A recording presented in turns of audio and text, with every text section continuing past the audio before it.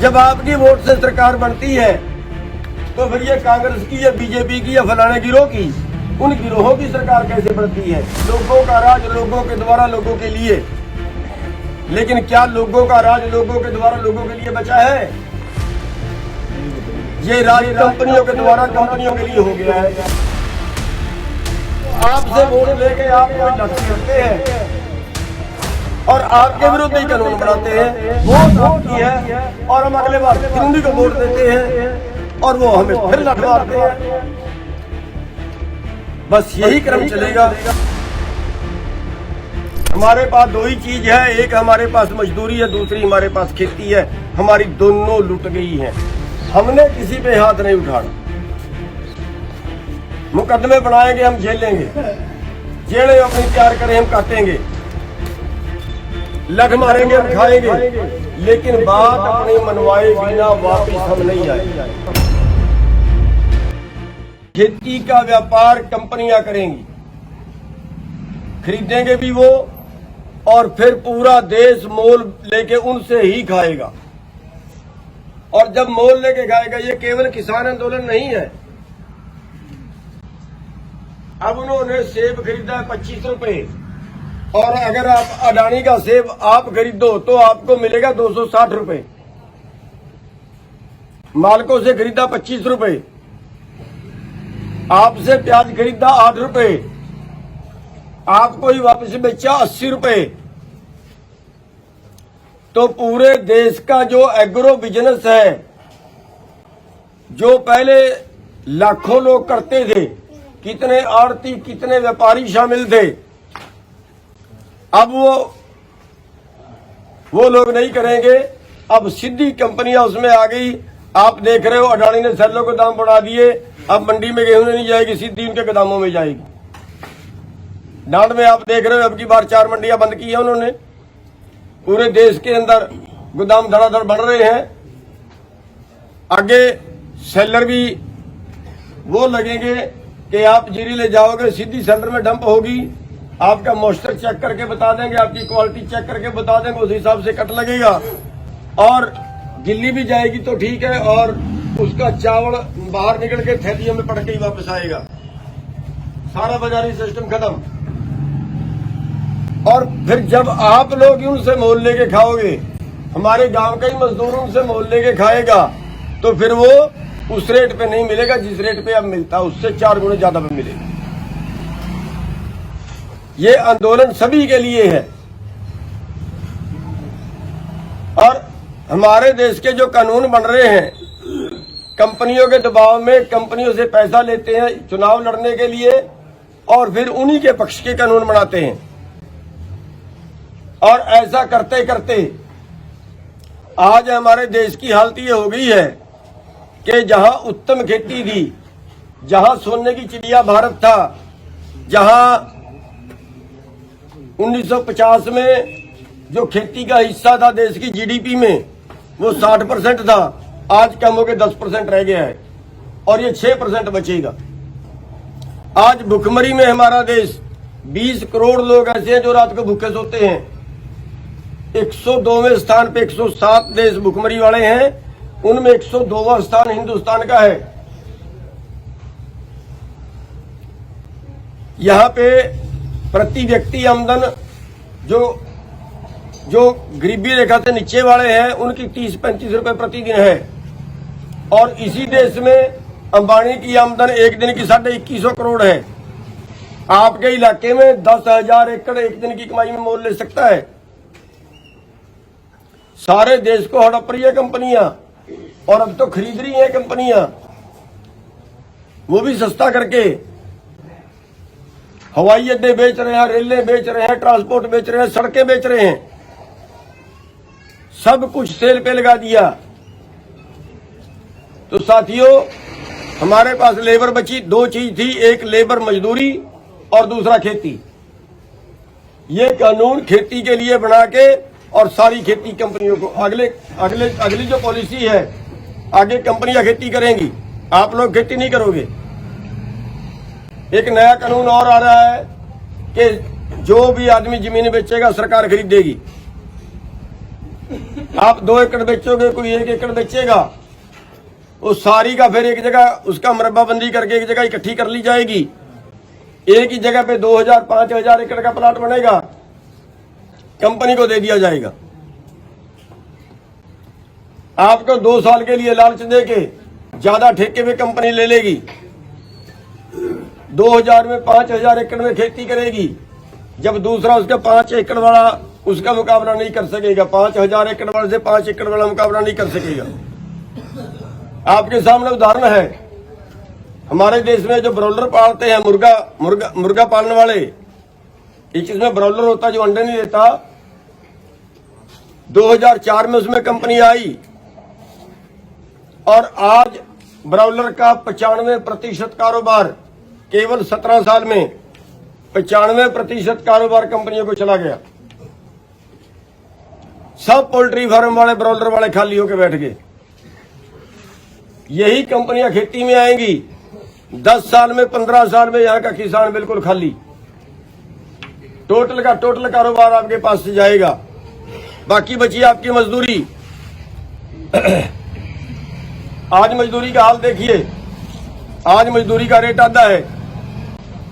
जो labour code थे सारे तोड़ दिए गए हैं। जहां 8 घंटे काम करवाने का कानून था, 12 घंटे काम करवाने का कानून बन गया है। कितनी देर भी करवा सकता है। और मजदूरी, मैं एक शोरूम पे गया, वहां पे 2 लड़के काम करते, काफी लड़के काम कर रहे थे। मैंने 2 को पूछा, एक 6800 रुपए ले रहा है, एक 7000 रुपए ले रहा है और 11 घंटे काम कर रहे हैं। सरकार का रेट न्यूनतम, जैसे हमारी फसल का रेट है, ऐसे मजदूरी का रेट न्यूनतम 9500 के करीब है। 11 घंटे काम, 8 घंटे के 9500 है, 11 घंटे काम करवाए तो 14000 बनाते हैं, लेकिन उसको 7 मिल रहे हैं। सभी चीज कैसे होगा? यानी आपको मजदूरी करोगे तो उसका भी रेट नहीं मिलेगा, वो भी सारे महकमे ठेके पे दे दिए। ना मजदूरी का रेट, ना फसल का रेट। यानी पहले भूख दो फिर भीख दो। 2-2 हजार रुपए में हमने वोट डाल दी। अभी जो उन्होंने थैलियां बांटी, 5-5 किलो गेहूं या 5-5 किलो चावल, हमारी लाइनें लगी हैं 5-5 किलो गेहूं लेने के लिए। पहले भूख देंगे, फिर हमें भीख देंगे और उनकी भीख के ऊपर ही जिंदा रहना पड़ेगा। इसलिए बिना लड़े, बिना ये आंदोलन जीते हमारी जिंदगी चलने वाली नहीं है। और ये आंदोलन जीतने के लिए हमें अत्याचार भी बर्दाश्त करने पड़ेंगे, लठ भी खाने पड़ेंगे, मुकदमे भी झेलने पड़ेंगे और संतुलन भी बनाए रखना पड़ेगा। हमने किसी पे हमला नहीं करना है। हमारे जगह जगह से खबरें आती हैं, जैसे करनाल में लाठीचार्ज हुआ, लोगों का खून उबाला खाया और इतना खून उबाला खाया कि वो थानेदार के घर पे धरना दे दिया। और जगह जगह पे हालात ऐसे हो गए कि जैसे आप मुहाराना आंदोलन हो जाए। अगर आंदोलन आप मुहारा हो गया तो आंदोलन टूट जाएगा, बचेगा नहीं। आपने जाट आंदोलन देखा है, जब ओवर कंट्रोल हुआ तो लड़के किसके मरे थे? 30-32 लड़के मरे हैं, सारे हमारे थे। आज सजा काट रहे हैं बहुत से लोग। क्या कर लिया हमने? और आंदोलन खत्म, कोई रिजल्ट नहीं निकला। इसलिए इस आंदोलन को बचा के रखना जरूरी है। अगर हम किसी को मारेंगे, देखिए हमारे सिर पाड़े हैं, हमें लठमारे हैं, तो देश का खून खोला, देश में जागृति आई है। देश में नहीं, दुनिया में जागृति आई है। अगर हम किसी को लठ मारते, अगर हम किसी के सिर पाड़ते, तो हमारे विरुद्ध यही जागृति जानी थी, सरकार के पक्ष में जानी।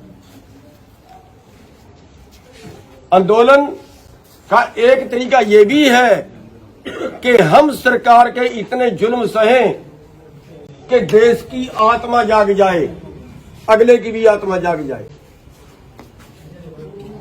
और आज जो जागृति आपके अंदर है वो एक आंदोलन की ताकत बनी हुई। तो साथियों, हमने इस आंदोलन की ताकत को बचा के रखना है। हमने किसी पे हाथ नहीं उठाना। मुकदमे बनाएंगे हम झेलेंगे, जेलें अपनी तैयार करें हम काटेंगे, लठ मारेंगे हम खाएंगे, लेकिन बात अपनी मनवाए बिना वापिस हम नहीं आए।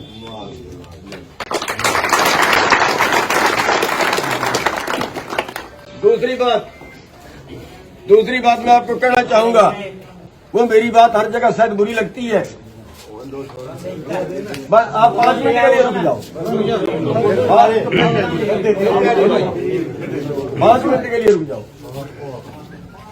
दूसरी बात मैं आपको और कहनी चाहूंगा, मेरी बात बहुत चुभती है कईयों को। हमारे देश में क्या कानून है? हमारे देश का संविधान कहता है लोगों का राज लोगों के द्वारा लोगों के लिए, लेकिन क्या लोगों का राज लोगों के द्वारा लोगों के लिए बचा है? नहीं बताइए। ये राज कंपनियों के द्वारा कंपनियों के लिए हो गया है। वोट आपकी है, आपकी वोट से सरकार बनती है। किसी की फैक्ट्री दिखा दो वोट की हो तो। जब आपकी वोट से सरकार बनती है तो फिर ये कांग्रेस की या बीजेपी की या फलाने गिरोह की, उन गिरोहों की सरकार कैसे बनती है? ये तो वोट लुटेरे गिरोह हैं। वोट लुटेरे गिरोहों की सरकार कैसे बनती है?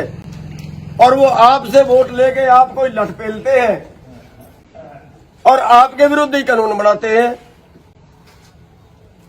वोट आपकी है और हम अगले बार फिर उन्हीं को वोट देते हैं और वो हमें फिर लठ मारते हैं। बस यही क्रम चलेगा। हमें सोचना पड़ेगा। आपके बीच से अच्छा उम्मीदवार नहीं निकलता क्या? आपके गांव में अच्छा आदमी नहीं है क्या? जुत्ते मारो उनको, सारे अगुवायों को। क्यों तलवे चाट रहे हैं हम उनके? जो हमें लठ मारते हैं हम उनके तलवे क्यों चाट रहे हैं? समझना पड़ेगा हमें। अभी चुनाव आएगा, सरपंची का आएगा, जिला परिषद का आएगा। आप एक छोटा सा काम कर लेना कि जिस भाई ने इस आंदोलन में साथ ना दिया हो, इस धर्म युद्ध में साथ ना दिया हो, और वो आपके बीच आके उम्मीदवार बन जाए, उसको वोट मत डालना। इतना सा तो इसी इलेक्शन में कर लेना। अरे आपकी वोट आपकी ताकत है। आप बचा सकते हो, आप अपने परिवारों को, आप अपने आने वाली नस्लों को बचा सकते हो। अब भी टाइम है। आप अपनी वोट की ताकत से बचा सकते हो। क्यों? क्योंकि यहां वोट से सरकार बनती है, सरकार से कानून बनते हैं और कानूनों से आपका जो भला बुरा है वो होता है। 2 लाख के कर्जे में किसान फांसी खाता है। आज देश पे एग्रो इंडस्ट्री का कर्जा अलग कर देना तो 7.5 लाख, 7 लाख है और 8 लाख करोड़ के बीच कर्जा है किसानों पे एग्रीकल्चर का। पिछले 20 साल के अंदर 4 लाख मर चुके हैं जो रिकॉर्ड में आए, जिनका पर्चा दर्ज नहीं हो पता नहीं कितने हैं। और आज उसी देश के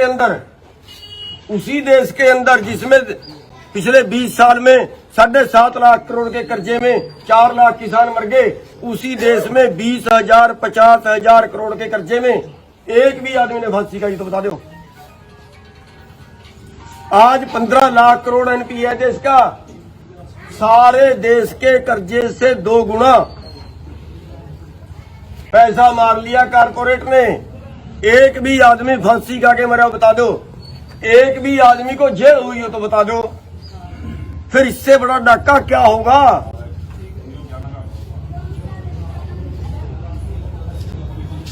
साथियों, ये कानून कौन बनाता है?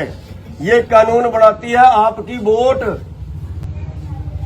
आपकी वोट बनाती है कानून। आपकी वोट यह कानून भी बना सकती है कि किसान से कोई कर्जे में कोई उसकी जमीन नीलाम नहीं होगी। कल से देख लियो कोई एक भी किसान मर जाए, ये ऑर्डर कर दिया। आप 5 लाख रुपया कर्जा लेते हो, 5 लाख की 5 एकड़ जमीन रह कर लेते हैं वो 1 करोड़ रुपए की। कानून है हमारे देश में कि अगर आप 5 लाख रुपए लोन लेते हो ना तो 10 लाख रुपए से ज्यादा की प्रॉपर्टी रहन नहीं कर सकते। हमारी सारी जमीन रिलीज करनी चाहिए उन्हें। अगर 5 लाख का कर्जा है तो आधा किला रहन बढ़ता है, आधा किला रहन रखिए, 4.5 किले हमारे छोड़िए। अगर 4.5 किले छुट जाए, कहीं हमारे में मुसीबत आए, 2 कनाल बेच के हम शादी कर सकते हैं, 2 कनाल बेच के हम अपनी बीमारी का इलाज करा सकते हैं। कानून बनाने आपकी वोट ने धक्का होता है आपके साथ में। हमारे पास 2 ही चीज है, एक हमारे पास मजदूरी है, दूसरी हमारे पास खेती है। हमारी दोनों लुट गई हैं और दोनों को आप लोग बचा सकते हो। साथियों, खैर अब तो यहां वोट का टाइम नहीं है, मैं लाइन दूसरी पकड़ गया, लेकिन आंदोलन से भी बहुत कुछ हो सकता है। भी आंदोलन का टाइम है, ये आंदोलन हमें तब तक लड़ना है जब तक हम जीत नहीं जाते। साथियों, एक बाबा था, जब वो नाचता था तो बारिश होती थी, गांव में अकाल पड़ता था, पंचायत इकट्ठी होकर जाती थी, बाबा से रिक्वेस्ट करती थी, बाबा बारिश करा। बाबा नाचता था, बारिश होती थी। 4 लड़के दिल्ली से पढ़ के आए, उन्होंने कहा ये पखंड है, नाचने से बारिश नहीं होती, और अगर नाचने से बारिश होती है तो हम भी नाचेंगे और बारिश करवाएंगे, हम करवाएंगे बारिश। अकाल पड़ गया, पंचायत इकट्ठी हुई, महात्मा के पास गए, वो लड़के भी चले गए, उन्होंने कहा हम करवाएंगे बारिश। नाचने लगे, कोई 2 घंटे नाचा, कोई 3 घंटे नाचा, कोई 4 घंटे नाचा, बैठ गए, थक गए, बारिश नहीं हुई। उन्होंने कहा महात्मा जी अब आप करवा के दिखाओ, अगर आप में ताकत है तो। महात्मा ने नाचना शुरू किया, देर रात हो गई, 9 बज गए, 10 बज गए, 11 बज गए, देर रात हो गई, आखिरकार बादल उठा, बारिश हुई, खूब हुई। उन लड़कों ने पूछा महात्मा जी आपके नाचने से बारिश कैसे हुई, हमारे नाचने से बारिश क्यों नहीं हुई? उन्होंने कहा मैं 2 तरह से सोचता हूं। एक, मैं ये सोचता हूं कि जब मैं नाचूंगा तो परमात्मा दया जरूर करेगा, जब मैं नाचूंगा तो परमात्मा बारिश जरूर करेगा, दया जरूर करेगा। और दूसरा, मैं तब तक नाचूंगा जब तक बारिश नहीं होगी। इसलिए आपको भी दोनों तरीके से सोचना है। एक तो उस ऊपर वाले पे विश्वास रखना है कि हम आंदोलन जरूर जीतेंगे, और दूसरा, जब तक हम जीतेंगे नहीं तब तक हम लड़ते रहेंगे, चाहे मरे मौके पे। आपने गांव में आने का मौका दिया, आप सबका बहुत बहुत धन्यवाद।